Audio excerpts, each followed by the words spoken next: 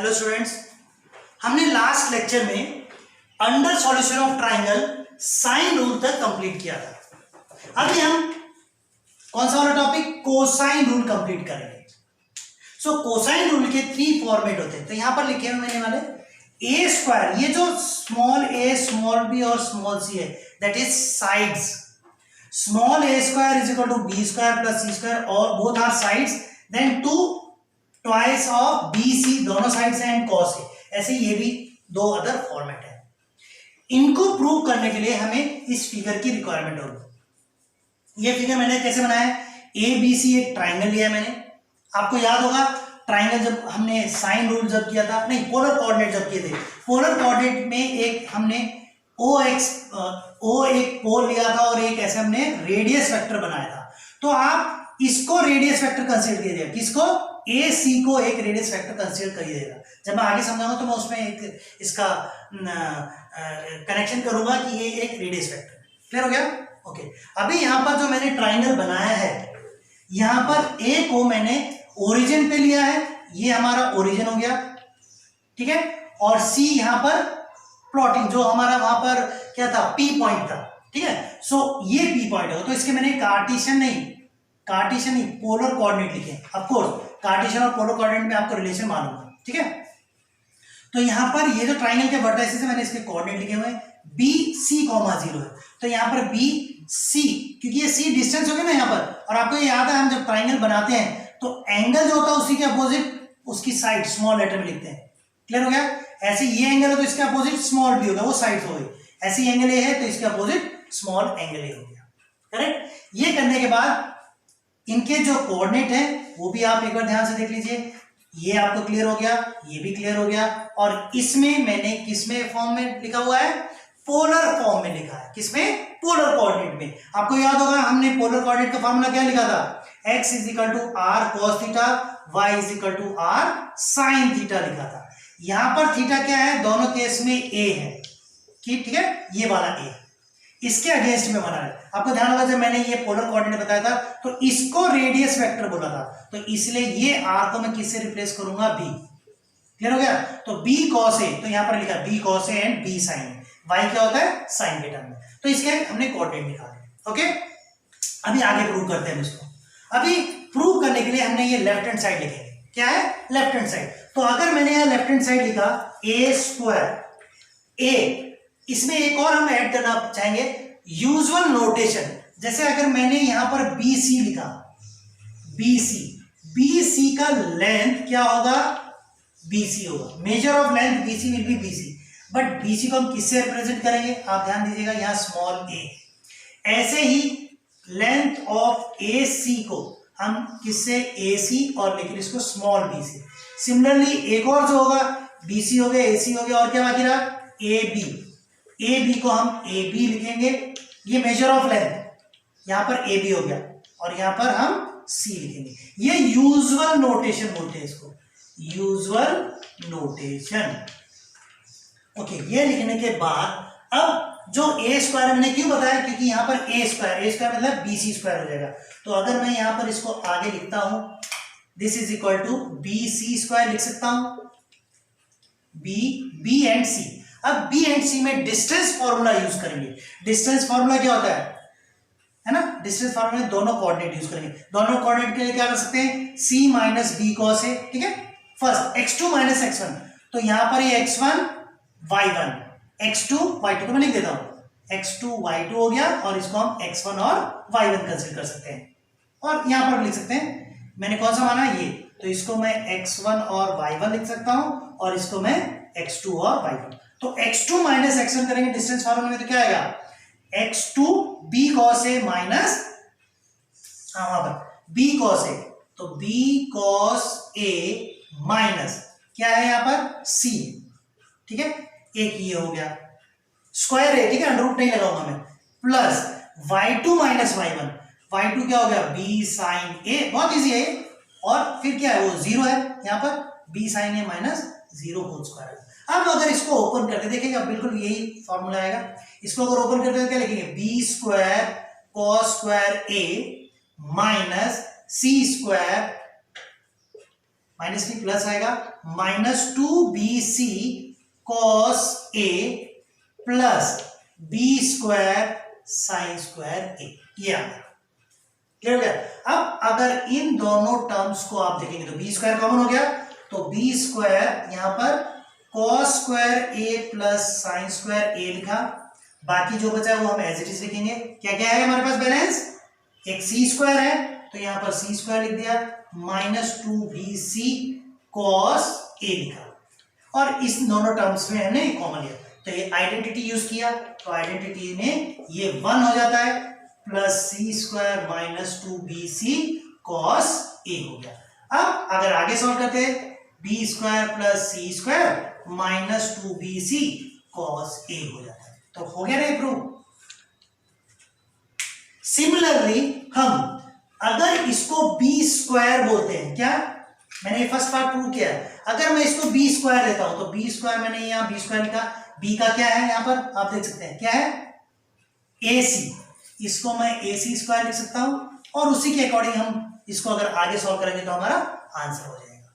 लेकिन इसमें क्या हमें रोटेट करना पड़ेगा, क्या हमेशा ये कोऑर्डिनेट चेंज नहीं करना, इसको चेंज करना पड़ेगा, इस पॉइंट को हमें चेंज करना पड़ेगा।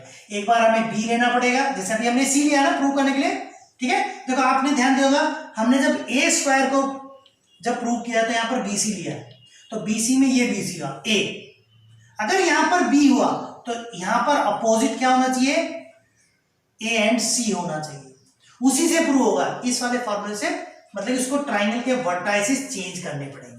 सो अकॉर्डिंगली हम ये दोनों भी प्रूव कर सकते हैं। और जो हमने कोसाइन रूल और साइन रूल पढ़ा, या हमने डेरिवेशन भी देखा और फॉर्म भी देखा, डिफरेंट फॉर्म, तो उसमें हमें क्या यूटिलाइजेशन है सॉल्यूशन ऑफ ट्रायंगल में, तो आप देख सकते हैं कि ये तीनों साइड अगर हमें मालूम है, ठीक है, और एक एंगल मालूम है, तो हम या दो एंगल और एक 1 एंगल एंड 2 साइड्स मालूम है तो हम थर्ड साइड निकाल सकते हैं। फॉर एग्जाम्पल देखिए, मैं इसका एप्लीकेशन भी बता देता हूं, तो आशा करता हूं ये आपको समझ में आया होगा। अभी एक हल्का सा मैं आपको इसका बता देता हूं कि अगर हम ट्राइंगल लिखते हैं, ठीक है, ट्राइंगल कोई भी लिखते हैं, ये A B C हो जाता है, इसके अपोजिट A हो जाएगा, इसके अपोजिट C हो जाएगा, इसके अपोजिट B हो जाएगा, ये हमारा एंगल बन गया। अब अगर गिवन, ये ध्यान रखिए, अगर गिवन हमारे पास A measure of angle A और मेजर ऑफ एंगल B है, तो हम साइन रूल का यूज करके एंगल, क्योंकि थर्ड एंगल तो आपको एंगल सम प्रॉपर्टी से निकलता है, लेकिन साइन निकालने के लिए आप क्या यूज कर सकते हैं, A by sine A is equal to B by sine B is equal to C by sine C, ये आप यूज कर सकते हैं और आपको सभी साइड मालूम चल जाएंगे। क्लियर हो गया। ये कब होगा, जब आपको दो एंगल मींस 2 एंगल्स ही आपको गिवन है, या 2 साइड्स गिवन है और एक एंगल गिवन है। क्लियर। लेकिन कभी कभी क्या होता है, अगर आपको 2 साइड्स एंड 1 एंगल नोन है, क्या मैंने बोला, 2 साइड्स एंड 1 एंगल, अगर ये आपको पता है, सो आप थर्ड साइड भी निकाल सकते हैं इसके यूज करके। जैसे B एंड C अगर आपको मालूम है साइड, और एंगल A मालूम है, तो स्मॉल a भी जो थर्ड साइड है वो निकल सकती है। क्लियर हो गया। सो हम जब आप एक्सरसाइज के क्वेश्चन सॉल्व करेंगे तो इसमें हम साइन रूल और cosine rule as per the given parameters आप यूटिलाइज करेंगे। ठीक है। अब नेक्स्ट टॉपिक में मैं प्रोजेक्शन रूल कवर करता हूं। Hello students, under solution of triangle हमने लास्ट वीडियोस में polar coordinate, relation between polar and Cartesian coordinate, solving a triangle के अंडर में साइन रूल और कोसाइन रूल हमने कवर किया। ठीक है, जिसका की रिक्वायरमेंट हम अननोन साइड्स या एंगल निकाल सकते हैं। बट हमारा एक और भी टॉपिक है प्रोजेक्शन रूल। प्रोजेक्शन का जैसे कि ये वर्ड डिस्क्राइब करता है, प्रोजेक्शन मीन्स कोई भी एक हम छोटी चीज को, सपोज ये है, इसको हम प्रोजेक्ट कर सकते हैं यहाँ, ठीक है, बड़े उसमें। सेम वे एक बड़े को भी छोटे में प्रोजेक्ट कर सकते हैं। एक का डाइवर्जिंग हो गया और एक का कन्वर्जिंग हो गया। क्लियर हुआ। तो दोनों को हम प्रोजेक्शन बोल सकते हैं। यहां पर अभी क्या है, दो केस है। यहां पर हमने ये तीन फॉर्मूले के, जैसे हमारे कोसाइन रूल में 3 फॉर्मूलेस थे, आपने साइन रूल में भी कहा 3 रेशियोज थे, सेम है यहां पर भी प्रोजेक्शन में 3 रिलेशंस लिखे हुए हैं। फर्स्ट रिलेशन क्या है, a is equal to b cos c plus c cos B. तो यहां पर केवल इनका इंटरचेंज हुआ, आप देख सकते हैं ये दोनों इंटरचेंज हुए ना, बी कॉस सी, तो ये सी इधर आ गया कॉस बी, लेकिन ये साइड्स है, जो भी लेफ्ट साइड में वो सब साइड्स है। तो ये 3 फॉर्म्स है, हम एक को प्रूव करते हैं, बाकी सब हम सिमिलरली करके हम कर सकते हैं। अब मैंने यहां पर एक ट्राइंगल बनाया है, ट्राइंगल में वर्टेक्स ए बी एंड सी ऐसे करके दिया है, बी एंड सी हॉरिजॉन्टल पे हो गया सपोज, ठीक है। सो अभी अगर हम लिखते हैं, और यहां पर एक चीज और ध्यान दीजिएगा, यहां पर बी एंगल बी जो है वो हम इसी को पिन पॉइंट करके कर रहे हैं, एंगल बी यहां पर एक्यूट है। क्या है, एक्यूट एंगल है, ठीक है। एंगल बी क्या है हमारा, एक्यूट एंगल है। अभी मैंने जो एक्यूट बोला है वो हम ऑब्ट्यूज पे भी करेंगे और 90 पे भी करेंगे, क्लियर हुआ। सो यहां पर अब स्टार्टिंग हमें क्या करनी है, अगर मैं स्टेटमेंट लिखता हूं, ठीक है, क्या स्टेटमेंट है, यहां पर एक एडी तो परपेंडिकुलर हो गया किस पे, बीसी पे, तो हमारे पास 2 ट्राइंगल हो गई है ना, यहां पर 2 ट्राइंगल है। अब देखिए क्या लिख रहा हूं, प्रोजेक्शन ऑफ, देखिए projection of A B on BC, क्या लिखा है, ए बी ऑन बीसी। तो मैं इसको थोड़ा साथ में लिख लेता हूं तो क्लियर हो जाएगा। Projection of A B on BC, वो किसके इक्वल है, बीडी के, ये ध्यान रखिएगा। ये फर्स्ट पॉइंट हो गया। ऐसे ही ये फर्स्ट लिखते हैं, second projection of now AC on BC is DC. क्या लिखना है, projection of AC on BC is equal to DC. अब यहां पर जो मैंने साइड लिखा ये टोटल ए है, ये ध्यान रखिएगा, ये टोटल ए। अब अगर यहां पर ये बी डी और डी सी लिखा हुआ है, इन दोनों की वैल्यू, क्योंकि ये कोसाइन रूल यहां पर लिखा तो कॉस थीटा यूज करेंगे। क्या यूज करेंगे, कॉस थीटा, क्लियर हुआ। सो अगर मैं बी डी की वैल्यू निकालता हूं, यहां पर इस बी डी की वैल्यू निकालता हूं, कौन सा ट्राइंगल, अब यहां पर देखिए, टू सॉल्व बी डी, कौन सा ट्राइंगल यूज करेंगे, इन triangle, right angle triangle of course, ये right angle triangle a b और डी, डी पे राइट एंगल ट्राइंगल हो गया। तो कॉस, इसको क्या रहता है हमारा कॉस बी मैं लिखूंगा, ये बी हो गया क्योंकि बेस हो गया, ये cos B will be equal to base upon hypotenuse, base upon hypotenuse. So base क्या है हमारे पास, बी डी है, और हाइपोटेन्यूज क्या हो गया, ए बी। अगेन मैं B D as it is लिखा रहने दूंगा, और ए बी क्या है, यहां पर ए बी क्या है, a b is equal to c है। बट एक चीज आपको ध्यान देना है, बी डी को अभी मैंने यहां पर बी डी लिखा है, तो बी डी की वैल्यू ही हमें निकालनी थी, तो हम क्या लिखेंगे, सी कॉस बी लिखेंगे। सिमिलरली अगर मैं डीसी की वैल्यू निकालता हूं, वो भी क्या हो जाएगा, डीसी। अगेन तो हम यहां पर क्या है, कॉस सी और बी का यूज करेंगे। सो डीसी की वैल्यू क्या हो जाएगी, बी कॉस सी। पर ये ट्राइंगल कौन सा लेंगे, इन राइट एंगल ट्राइंगल, कौन सा, ए डी सी लेने वाले हैं, ये राइट एंगल ट्राइंगल हो गया। तो अब आपने देखा होगा, मैंने ये 2 वैल्यू यहां पर, कौन सी, एक ये और एक ये, बी डी की वैल्यू सी कॉस बी है और डी सी की वैल्यू बी कॉस सी। ये हम यूटिलाइज करेंगे कहां पर, नेक्स्ट लाइन पे आप यहां देख सकते हैं। अब अगर आप ये ए बोलते, देखिए ए लिखा है इधर, मैं ए को किसके इक्वल करूंगा, बी सी के इक्वल करूंगा। बट ये ध्यान रखना, केस क्या है यहां पर, फर्स्ट केस एक्यूट है, ये भी ध्यान रखिएगा, क्योंकि मैं नेक्स्ट उसमें ऑब्ट्यूज कराऊंगा। ए को मैंने बीसी लिखा, बट बीसी को मैं 2 फॉर्म में लिख सकता हूं, 2 मींस स्प्लिट अप करके B D plus D C. अब बहुत सिंपल है, बी डी की वैल्यू क्या लिखा इधर, सी कॉस बी, और डी सी की वैल्यू क्या लिखी है, बी कॉस ए लिखी, करेक्ट।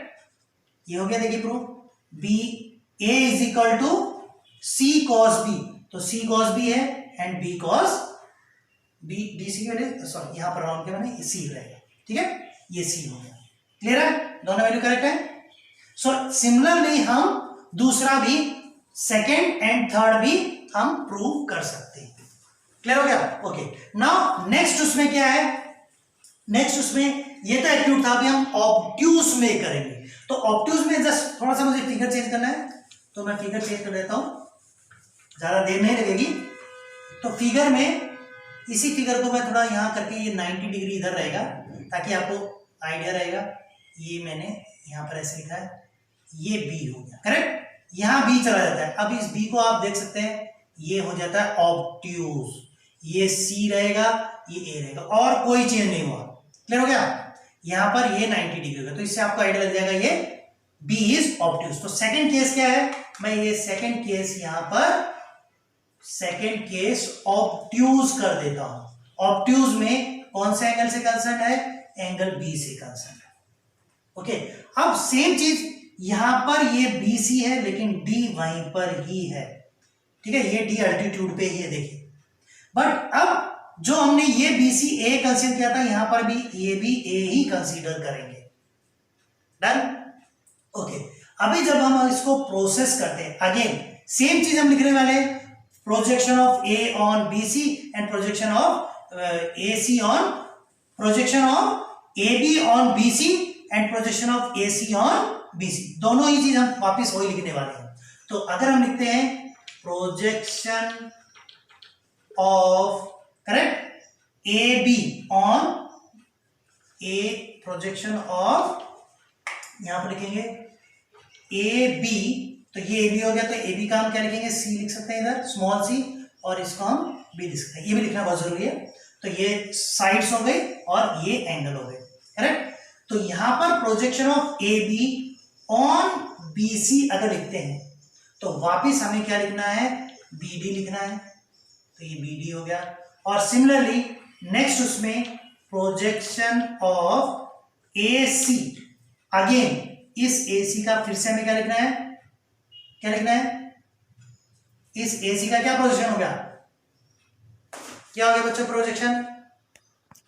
तो थोड़ा सा स्लाइटली फंबल हुआ था, क्या, projection of A C on B C, correct? तो क्या होगा, डी सी होगा, करेक्ट? ये टोटल। और जो हमने ऊपर लिखा है, projection of A B on B C will be B D on, कोई इसमें चेंज नहीं है ना, ये वाला बी डी ही है। बट अभी आगे हम इसकी वैल्यू भी निकालेंगे। ओके, आगे हम वैल्यू भी निकालेंगे। पहले ये लिख लेते हैं, projection of A C on B C क्या है, डी सी है, तो ये डी सी लेंथ होगा और यहां पर बी डी लेंथ होगा। तो अभी अगर कोसाइन रूल यूज करते हैं, किस ट्राइंगल में, कौन कौन सा ट्राइंगल ले रहे हैं, वापिस हम राइट एंगल ट्राइंगल के साथ लेंगे। तो यहां पर एक चीज आपको ध्यान देना पड़ेगा, जो हमने बी डी पहले निकाला था, यहां पर बी डी की वैल्यू क्या निकाली थी, यहां पर ए डी, अगर ये हमारा बेस है तो base upon hypotenuse, but A D निकाल लेते हैं, यहां पर भी ए डी निकालेंगे। सो अगर मैं इसको लिखता हूं cos b, यहां लिखता हूं तो cos b का वैल्यू क्या आ जाएगा, base upon hypotenuse. So base क्या हमारा बी डी है और हाइपोटेन्यूज क्या है, हाइपोटेन्यूज क्या आ जाएगा, देखिए ए बी है ना, हाइपोटेन्यूज क्या आ जाएगा, ए बी है। अभी जो यहां पर हमने प्रोजेक्शन का जो नाम लिया है, projection of A B on B C, हमने बी डी बताया, ठीक है? अभी जब बी डी लेते हैं तो यहां पर जो एंगल बी मैं यहां मेंशन कर रहा हूं, तो यहां पर देख रहे हैं बाहर की तरफ चला गया, पर हमें कौन सा एंगल लेना है, अगर हम ये ट्राइंगल लेंगे तो एंगल हमें ये लेना है, तो इस एंगल को हम यहां चेंज करके हमें लिखना पड़ेगा। तो वो एंगल क्या होगा, cos 180 माइनस बी हो जाएगा। क्लियर हुआ? तो लगाना हमें वही है, बेस अपॉन हाइपोटेन्यूज। सो यहां पर बेस अपॉन हाइपोटेन्यूज, तो ये क्या हो गया, बी डी हो गया, तो इसको तो हम बी डी ही लिखेंगे। और हाइपोटेन्यूज क्या है, ए बी है, सो ए बी, तो वापिस अगर हम लिखते हैं तो बी डी अपॉन सी, स्मॉल सी हो जाता है। क्लियर हुआ? अब तो मैं ये लाइन वापिस लिखूंगा, कोई प्रॉब्लम नहीं है, इसको मैं थोड़ा कंप्लीट कर लेता हूं। तो बी डी की वैल्यू हमारी क्या हो जाती है, सी cos 180 माइनस बी। अब अगर हम अलाइड एंगल का फॉर्मूला यूज करते हैं, अगर हम अलाइड एंगल का यूज करते हैं तो 180 माइनस थीटा क्या हो जाता है, कॉस तो रहेगा लेकिन माइनस में रहेगा, ठीक है? तो हम ये क्या लिखेंगे, माइनस सी कॉस बी लिखेंगे। अब अगर दूसरा हम फाइंड आउट करते हैं, कौन सा वाला, projection of A C on B C is D C. तो मैं ये हमारा फर्स्ट हो गया, आप इसको मेंशन कर लीजिए, ई हो गया। अब सेकेंड केस में projection of A C on B C, तो कौन सी है बच्चों? डीसी है, तो यहां पर आप डीसी लिख लीजिए। क्लियर हो गया? अब डीसी मतलब क्या हो गया? अगर आप इसको डीसी मानते हैं तो ये बेस हो गया। अगेन हम इस डीसी को निकालने के लिए कॉस थीटा, तो मैं पहले यहां लिख लेता तो आपको पता चल जाएगा। कॉस सी का फॉर्म यूज करना है, कॉस सी। कॉस सी क्या होगा? Base upon hypotenuse. So cos C is equal to base क्या है? डीसी अपॉन हाइपोटेन्यूज क्या हो गया? बी हो गया। क्लियर? तो अभी इसको देख के अगर हम रिवर्स जाते हैं तो यहां पर क्या लिख सकते हैं? DC is equal to b cos c हो जाता है। ये चीज क्लियर हो गया? अब हम इन दोनों वैल्यूज का यूज करेंगे किसमें? वापिस हमें फॉर्मूला इसका करना है, तो यहां पर वापिस मैं ए लिखता हूं, बट यहां पर ए का सिनारियो चेंज हो गया। क्या चेंज हो गया? A value is b c, but b c को हम क्या लिखेंगे? D c minus b d लिखेंगे। यस, अब डी सी की वैल्यू आप देख सकते हैं क्या थी हमारी? बी कॉस सी, तो मैं यहां पर बी कॉस सी लिख लेता हूं, माइनस एज इट इज है। अब बी डी की वैल्यू क्या है यहां पर देख सकते हैं? माइनस सी कॉस बी। अब अगर आप इसको सॉल्व करते हैं तो यहां पर ये सी कॉस बी हो जाता है। करेक्ट? सो कौन सा हो गया? ये वाला अगेन हमारा प्रूव हो जाता है। क्लियर हुआ? अभी ये हमने ऑब्ट्यूज के केस में निकाला है ना। अब अगर सपोज ये ऑब्ट्यूज एंगल जो है यहां पर अगर ये 90 डिग्री हो जाता है तो क्या हो जाएगा? cos 90 क्या होता है? 0 हो जाता है। क्लियर? तो उस केस में कोई भी प्रोजेक्शन नहीं होगा, 90 डिग्री पे प्रोजेक्शन नहीं होगा, तो क्या हो जाएगा? ए का वही रहेगा। तो ये ध्यान रखिएगा, अगर हम इसको और यहां पर इसको खिसका के इधर लेके आते हैं, इसको चेंज करते हैं एंगल क्या? 90 डिग्री एग्जैक्ट, तो cos b क्या हो जाएगा? 90 डिग्री हो जाएगा। क्लियर हो गया? तो जैसी cos b 90 डिग्री हो जाएगा फिर हमारा वैल्यू इसमें चेंज होगा, तो वो मैं अभी आपको उसके लिए भी बताता हूं। ओके, अभी देखिए हमने दो कंडीशन में सॉल्व किया, एक क्या था? एक्यूट, एक क्या था? ऑब्ट्यूज। तो मैंने ऑब्ट्यूज का भी यहां फिगर बनाया हुआ है, लेकिन जब ये बी शिफ्ट होके डी पॉइंट पे आ जाएगा तब 90 डिग्री होता है। तो मैंने शिफ्ट किया हुआ है ना, ये मैंने एरो डाला हुआ है, यहां पर शिफ्ट हो गया, B is equal to D हो गया, तो 90 डिग्री हो गया। 90 डिग्री होगा तो ये टोटल ये जो ए था अब खिसक के यहां तक आ जाए तो ए हो जाता है ना, इसलिए मैंने ए कर दिया। तो इसलिए यहां पर थर्ड केस में 90 डिग्री पे हमने सॉल्व करें। 90 डिग्री पे हम इसी का प्रूव का राइट हैंड साइड पार्ट लेंगे। क्या है? Right hand side part. Right hand side part क्या है हमारा? B cos c plus c cos B. अब क्योंकि यहां पर भी 90 डिग्री है तो हम इसको कंटिन्यूसली लिखेंगे, cos c plus c cos 90 degree, तो ये टर्म 0 हो जाएगा, तो हमारे पास क्या आता है? बी कॉस सी हो जाता है।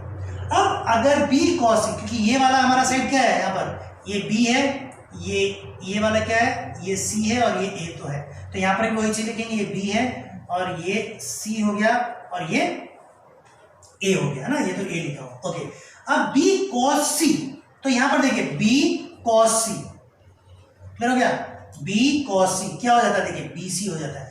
अब मैं रिवर्स में आपको बताता हूं, अगर इस एंगल के लिए मैं cos c निकालता हूं तो बेस क्या हो गया? BC हो जाता है, और हाइपोटेन्यूज क्या हो गया? AC, जिसको कि मैं क्या लिख सकता हूं? BC by AC is what? B। Clear हो गया? तो BC की वैल्यू हमारे पास क्या हो गई? B cos C हो गई। तो इस पार्ट को मैं यहां BC लिख सकता हूं, और जैसे ही मैंने BC लिखा, अब आप यहां देख सकते हैं ये BC क्या हो जाता है? A, यहां पर A हो गया, which is equal to left hand side. तो हमने यहां पर 3 कंडीशंस में सभी प्रोजेक्शन रूल, पहले ऑफ कोर्स मैंने एक ही प्रोजेक्शन रूल पार्ट जो है फॉर्मेट मैंने यहां प्रूव किया है, बट हम सिमिलरली हम सेकेंड एंड थर्ड भी कवर कर सकते हैं तीनों केसेस में, एक्यूट, ऑब्ट्यूज और 90 डिग्री। ठीक है, इसके साथ हम सॉल्यूशन ऑफ ट्राइंगल का एक जो मैंने बेसिक आइडिया जो कि बहुत जरूरी है, सॉल्व तो हम क्वेश्चन तुरंत लेके हम ये फार्मूला पुटअप कर हम कर सकते हैं, लेकिन हमें मालूम भी होना चाहिए एक्चुअली है क्या चीज, ठीक है, ये हमारा कैसे आया। तो इस केस में हम ये पॉइंट अगर कवर करते हैं तो हम आगे के भी न्यूमेरिकल्स या एक्सरसाइज में जो भी सॉल्यूशन होंगे वो हम अच्छे तरीके से कर सकते हैं। So thank you for watching this video, please stay tuned for next lecture. Thank you.